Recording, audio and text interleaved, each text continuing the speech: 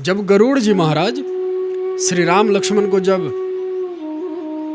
नागपाश में वो बंधे हुए थे, नागपाश में बंधे पड़े हुए थे, तो गरुड़ जी को हनुमान जी ने बुलावा किए, बुला कर लाए और गरुड़ जी ने उस नागपाश के बंधन को छुड़ाया। उस नागपाश के से बंधे हुए राघवेंद्र सरकार और लक्ष्मण भैया को छुड़ाएं, राम जी और लक्ष्मण जी को छुड़ाएं। तो जब गरुड़ जी वहाँ से जा रहे थे, उड़ते हुए आकाश में जा रहे हैं और चिंतन करते जा रहे थे कि सब लोग इन्हें ब्रह्म बोलते हैं, प्रभु बोलते हैं, ये भगवान परात्पर ब्रह्म है, श्री रामचंद्र जी भगवान हैं, परम भगवान श्रेष्ठ हैं, परमात्मा हैं। तो ये कैसे परमात्मा है जो नागपाश से तो इन्हें हम छुड़ा रहे हैं, मेरे भरोसे होकर हमने इन्हें नागपाश से छुड़ाया, बंधन से मुक्त कराया है। तो जब ये नागपाश से खुद स्वयं नहीं छूट सकते हैं तो ये प्राणियों को भव बंधन से कैसे छुड़ाएंगे, मोक्ष कैसे देंगे, भव बंधन से कैसे छुड़ाएंगे ये माया में फंसे जीवों को। ये भ्रम हुआ। ये उन प्रभु की माया इतनी प्रबल है भक्तों, इतनी प्रबल है बंधुओं कि वो अच्छे अच्छे महर्षि, ऋषि, गंधर्व, अब आप ही विचार करिए, दिन रात प्रभु जिस प्रभु के निज वाहन हैं गरुड़ जी महाराज, उसी पे प्रभु विराजते हैं और भ्रमण करते हैं। उनके वाहन का नाम है गरुड़। गरुड़ जी श्री हरि श्री नारायण जी के वाहन हैं। उनके भी मन में माया के द्वारा ऐसा भ्रम उत्पन्न हो गया कि प्रभु को हमने बंधन से मुक्त कराया, नागपाश से मुक्त कराया। ये सोचते हुए उन्हें मार्ग में श्री नारद जी मिल गए। जैसे ही आकाश से होकर जा रहे थे तो नारद जी उधर से श्रीमन नारायण नारायण नारायण इस मंत्र का घोष 28 घोष करते हुए उधर से श्री नारद जी महाराज चले आ रहे थे। तो जैसे ही देखे गरुड़ जी वहाँ रुक गए, नारद जी के श्री चरणों में कर कमलों में प्रणाम किए और नारद जी ने देखा कि गरुड़ के मुख पे चिंता की कुछ रेखाएं हैं, मुख उनका कुछ कुम्हलाया हुआ है, कुछ मुरझाया हुआ है। तो श्री नारद जी पूछने लगे कि गरुड़ जी आज आप इतने अशांत भाव दिख रहे हैं, क्या कोई बात है, कोई संकट? गरुड़ जी बोलने लगे कि देवर्षि से बोलेंगे, ये मेरे मन में जो भ्रम उत्पन्न हुआ है उसका समाधान अवश्य करेंगे। तो नारद जी से श्री गरुड़ जी महाराज कहने लगे कि नारद जी मेरे मन में एक ये बात बार बार आ रही है कि अभी अभी हमने राम लक्ष्मण जी को नागपाश से मुक्त मैंने कराया है। नारद जी बोले हम बिल्कुल सही, ठीक है। तो नारद जी मेरे मन में यही विचार आ रही कि जब मैंने उन्हें नागपाश से मैंने उन्हें मुक्त कराया है तो ये भगवान कैसे हो सकते हैं, ब्रह्म कैसे हो सकते हैं जो अपने आप को नागपाश से भी नहीं मुक्त करा पा रहे हैं। तो ये जो माया के अंदर जो जीव हैं, माया के अंदर जो रहने वाले मायाधीन जीव को ये भव बंधन से, माया बंधन से कैसे छुड़ाएंगे, उनका उद्धार कैसे कराएंगे जब अपने आप को ही ये साधारण नागपाश से नहीं छुड़ा पा रहे हैं।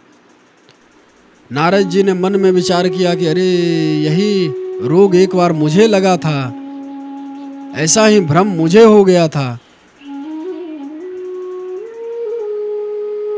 नारद जी ने समझाए उन्हें गरुड़ जी को कि गरुड़ जी आपके बहुत भयानक, बहुत भयावह ये भ्रम का रोग लग गया है। अब जितना जल्दी आप इस रोग का उपचार कर लीजिए महाराज, नहीं तो ये अनंत जन्म तक, अनंत कोटि कल्प तक ऐसे ही आपको भरमाएगा, ऐसे ही आपको नचाएगा।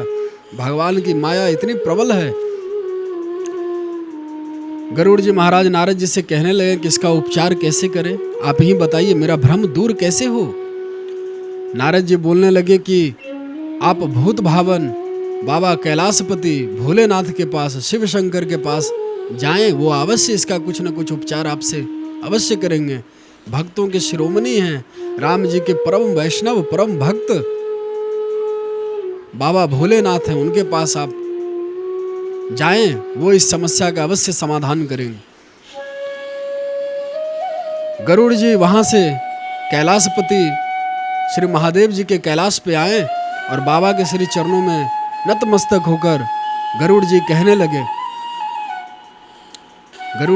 लगे कि प्रभु मेरे मन में ऐसा संकोच, ऐसा भ्रम उत्पन्न हुआ है कि ये राम ब्रह्म नहीं है, भगवान नहीं है, परात्पर ब्रह्म नहीं है, क्योंकि मैंने इन्हें नागपाश से तो मैंने मुक्त कराया है, तो जब मैं ही इन्हें मुक्त करा सकता हूं तो ये प्राणियों को कैसे भव बंधन से मुक्त कराएंगे। महादेव बोलने लगे कि गरुड़ जी, आपके मन में इतना बड़ा भ्रम कैसे उत्पन्न हुआ, इसका उपचार मैं तो नहीं कर सकता, लेकिन हाँ, इसके उपचार का मैं आपको एक मार्ग बता रहा हूं। वहां जाकर आपके इस भ्रम का अवश्य ही निवारण होगा। आप इसके लिए परेशान ना हो, इसका उपचार आपको विशेष रूप से वहीं हो पाएगी। हम बड़े भगवान शिव ने कहे कि हम बहुत जरूरी काम से देवताओं के सभा में जा रहे हैं, जो आप यहां से नीलगिरी पर्वत पे चले जाएं, वहां श्री भक्त शिरोमणि प्रभु के निष्काम प्रेमी भक्त श्री कागभूषुंडी जी वहां रहते हैं। वहां आप जाएं, आपके सारे समस्याओं का समाधान कागभूषुंडी जी अवश्य कर देंगे। आप यहाँ से वहाँ जाएं, आप बिल्कुल मत घबराएं, वहाँ आपकी अवश्य ही इस रोग का उपचार हो जाएगा, इस भ्रम का निवारण हो जाएगा। आप वहाँ के लिए कृपा करके प्रस्थान करें। गरुड़ जी महाराज नीलगिरी पर्वत के लिए प्रस्थान कर गए। उसके बाद मैया पार्वती महादेव जी से, अपने पति देव जी से बोलने लगी, पूछने लगी कि स्वामी, आप चाहते हैं तो गरुड़ जी के जो मन में जो क्षोभ उत्पन्न हुआ है, भ्रम उत्पन्न हुआ है, प्रभु के माया के कारण जो गरुड़ जी इतने परेशान हुए हैं, आप चाहते तो सहज में ही उनके माया का नाश कर देते, उनका कल्याण कर देते, उनके भ्रम को दूर कर देते। आप तो खुद वैष्णवों में परम वैष्णव हैं, वैष्णवा नाम यथा शंभो, आप स्वयं वैष्णवों के सिरमौर हैं, फिर आपने ऐसा क्यों नहीं किया। प्यारे भोलेनाथ जी कहने लगे कि देखो देवी पार्वती, गरुड़ को अगर मन में, गरुड़ जी के अगर मन में कोई भी भ्रम उत्पन्न हुआ है तो वो साधारण नहीं है। इसलिए साधारण नहीं है क्योंकि प्रभु उसी गरुड़ पे दिन रात वाहन है। गरुड़ जी कौन है? वाहन है प्रभु के। अगर वाहन के मन में अभी तक जो वाहन है प्रभु का स्वभाव स्वरूप नहीं समझ पा रहे हैं, इसका मतलब है कि प्रभु, इनका अभिमान जो उत्पन्न हो गया है मन में कि मैं बहुत शक्तिमान हूँ, बहुत शक्तिशाली हूँ, तभी तो प्रभु को, श्री राम जी को और लक्ष्मण जी को नागपाश से मुक्त कराए हैं। ये अहंकार को प्रभु स्वयं ही नष्ट करना चाहते हैं, इसीलिए ऐसे माया के भ्रम में गरुड़ जी को डाल दिए हैं। और दूसरी बात ये कि गरुड़ जी पक्षी हैं, पक्षियों के राजा हैं गरुड़ जी।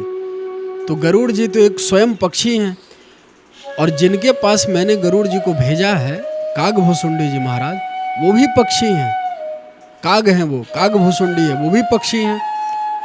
तो खग समझे खग की भाषा, पक्षी पक्षी की भाषा जब समझेंगे ना तो ज़्यादा अच्छे से समझ पाएंगे, ज़्यादा अच्छे उदाहरण से वो समझा पाएंगे।